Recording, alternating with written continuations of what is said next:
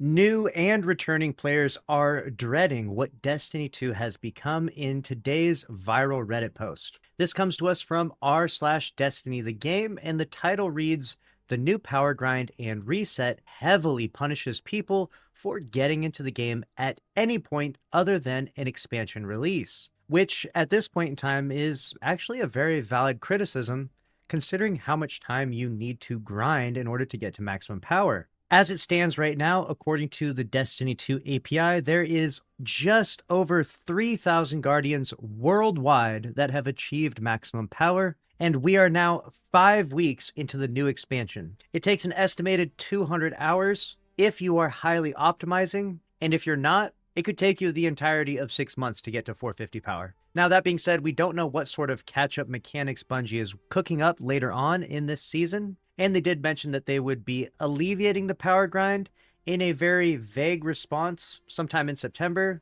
Just how much they'll be doing that, though, still remains to be seen. This post is top trending in r/Destiny the game, and it goes on to say, "Been thinking about this. I bounced off Edge of Fate pretty hard. I still haven't even finished the campaign. I've been playing other games, but wondering if I should give Destiny another shot. But then I think, if it's dozens of hours to grind up to the point where I'm getting good loot or can even do the same shit I was doing before Edge of Fate dropped, the longer I wait, the less time I have." Because if you don't know, in Renegades, Bungie will be resetting your power. So if you grind at a very casual pace, or if you get into the expansion at a later date, let's say you buy Edge of Fate 3 months in, you might never see a tier 5 weapon if you played at a casual pace. Whereas previously in Destiny 2, if you jumped into an expansion very late or midway through, you could very easily jump in and clear a Grandmaster and get an Adept weapon. The grind for loot has become significantly more hardcore in Destiny 2 with the Edge of Fate.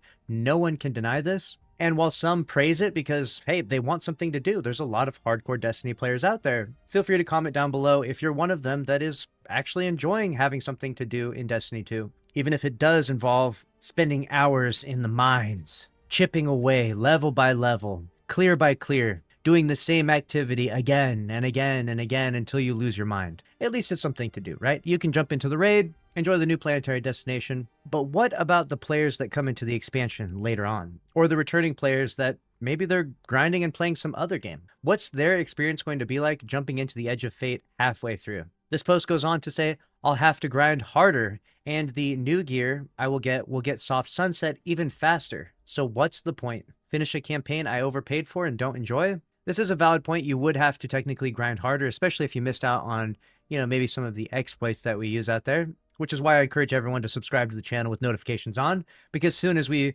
figure out something that can help you alleviate your power grind in Destiny 2, we bring you a video instantly because that stuff is very important. And a good point, I will speak to this, which is, even though you will get new gear that will get soft sunset even faster, that gear will still be really important because a good majority of the activities in Destiny 2 don't require you to be a maximum power. They just make you at like minus 20 power, minus 10 power, etc. So even if you had like an under-leveled weapon, because of Fireteam power and the way the systems work, it really wouldn't matter that much. If you got a god roll of a tier 1 weapon, it still is a very good weapon. And I feel like I have said this many times before in videos, and I don't know if everyone is getting the point just yet, but I can tell you as someone that has played an ungodly amount of Destiny 2. I mean, we're looking at 24,526 hours with probably almost 10,000 videos uploaded to this YouTube channel alone. I promise you, the tier 1 god roll is still a very good weapon to use. Now, would the tier 5 be better? Sure,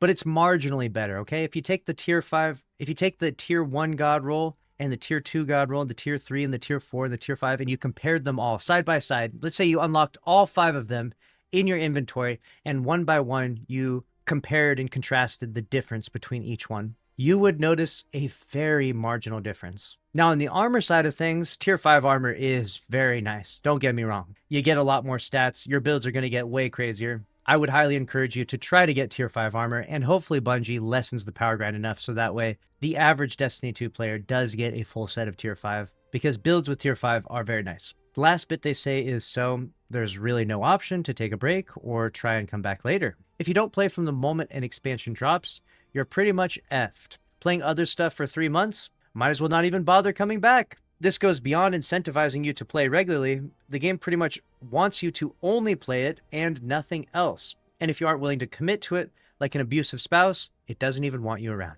And while it does have a valid point, this really is two sides of the same argument, which is something that I've brought up quite a few times before, which can basically be boiled down to this. What we really want is give me something to do in Destiny 2 every day. This is what we want because we have a massive time investment in the game. We have spent countless dollars buying expansions and seasons and cosmetics from Bungie, and we want a return on our investment. We want to be able to log into Destiny 2, presumably one of our favorite games, and have something to do every day. It doesn't have to be the most exciting, crazy thing. We can't have a new raid, obviously, every day, but what we can have is a reason to log in. And so if you look at this perspective from the glass half full, you have now I can play all the time and therefore get my money's worth, which is excellent. Obviously, you're paid $40 for the Edge of Fate. If you get even 10 hours of enjoyment out of that, that's not too bad of an ROI. $4 for an hour of entertainment. That sure as heck beats the movie theaters these days, right? Nowadays, you spend like 20 bucks to go watch a terrible movie. And I know I myself have enjoyed way more than 10 hours of Edge of Fate, even if I do think that it has missed the mark on a lot of things. Now, on the other side, we have the glass half empty, which would be maybe the pessimistic way of looking at things, which is perfectly fine, by the way.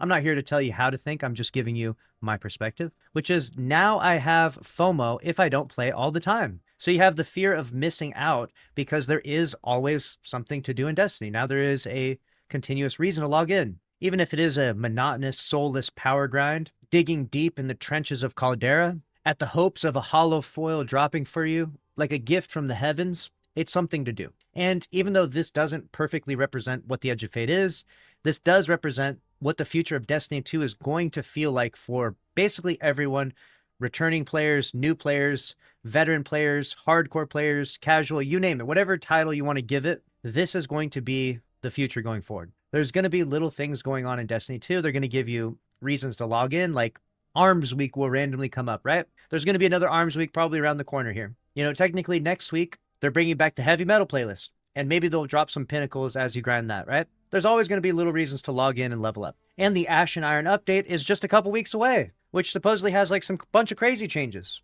There's always going to be some little mediocre thing to do in Destiny 2. If Bungie can help it, at least. If they can keep this rhythm going, which is, I think that's what they're trying to do. Which if you don't want to log into Destiny 2 every day, if you're like, dude, I just want to play this game when new stuff comes out and then head out and go back to Warframe or play some other games that I like, that's fine too. It's going to be hard to appeal to both of these audiences because they're just completely opposite. But what I would say is if you want to be on the casual side of things, if you want to enter the Edge of Fate late, just play at your own pace and just have fun with the loot that you do get, because the loot that you do get is still pretty powerful. I can guarantee you, not that it even matters, I can guarantee you that plenty of teams could clear the epic raid that's about to come out with tier 1 armor and tier 1 weapons. I mean, we literally just did the contest raid, the hardest raid of like all time, and no one was properly prepared. No one had tier 5 anything for that, right? No one could even possibly level up that far in time. And yet still 200 teams cleared it. So while I will agree that the power grind is going to feel really weird for players returning to Destiny 2,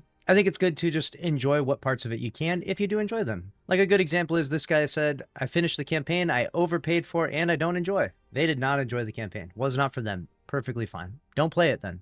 You know what I'm saying? Don't play it again on your other characters then. Definitely take your time. I would always recommend for players and viewers of this channel to wait until I give you a review of the expansion. I'll be brutally honest with you what I think about it, and let other critics give you their opinion as well. You know, the community has feedback on Steam here, and it shows, you know, for Destiny 2 Edge of Fate, mostly negative. 30% of the 700 users in the last 30 days are positive, and the all-time reviews is mixed. 42% of the game is positive. So not a lot of people. So it's, yeah. So it's not looking especially good for Edge of Fate. So with that being said, it's not necessarily good for the Edge of Fate. You might as well have waited, unless you're a Destiny 2 fanatic that is just always looking for something to do in the game, something to buy. It's always good to wait to purchase this stuff to see if you think the content is good. And hopefully Bungie is planning something to make the catch-up mechanics rewarding for players that jump in 3 months late. Because otherwise, there's going to be an immense amount of backlash. But let me know what you think about it down in the comment section below.